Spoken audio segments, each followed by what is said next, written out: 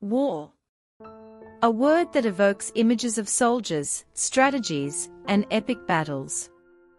But what happens when the enemy is a bird?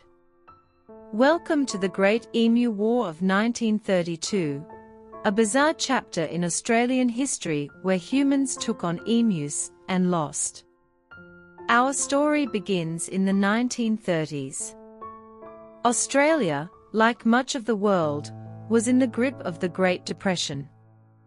Farmers in Western Australia were struggling to grow crops, particularly wheat, to make ends meet. Just when things couldn't get worse, they did. Enter the emus. Emus, large flightless birds native to Australia, migrated in droves, over 20,000 of them, into farmland. To the farmers, these weren't just birds. They were invaders, trampling crops and devouring the wheat. Desperate, the farmers turned to the government. The military, led by Major G.P.W. Meredith of the Royal Australian Artillery, was called in.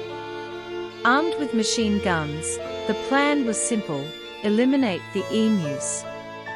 And thus began what would later be known as the Great Emu War. Armed with Lewis guns and 10,000 rounds of ammunition, the soldiers were confident. After all, how hard could it be to outsmart a bird? The first encounter took place on November 2, 1932. The soldiers spotted a group of 50 emus and opened fire. But the emus had other plans. They scattered, moving too fast for the soldiers to take proper aim. Emus are surprisingly fast, capable of running up to 50 kilometers per hour. They also travel in small, unpredictable groups, making them difficult targets. To make matters worse, the machine guns often jammed, and the terrain made it hard to move equipment. In the first battle alone, only a handful of emus were taken down. Over the next few weeks, the military tried different tactics. They set up ambushes and even mounted machine guns on trucks. But the emus adapted, learning to avoid the trucks and scattering at the sound of gunfire. Reports from the front lines were grim. One soldier noted, "The emus can face machine guns with the invulnerability of tanks." The birds weren't just surviving, they were winning.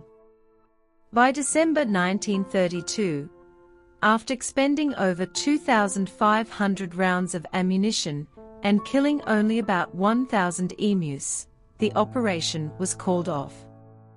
The soldiers withdrew, and the emus remained victorious. The government eventually turned to other solutions, like bounty systems and better fences, to control the emu population. But the Great Emu War would forever remain a cautionary tale about underestimating nature. Today, the Great Emu War is often remembered as a humorous episode in history, but it also serves as a reminder of humanity's struggle with nature. Despite all our technology and strategy, sometimes nature wins. Did you enjoy this story?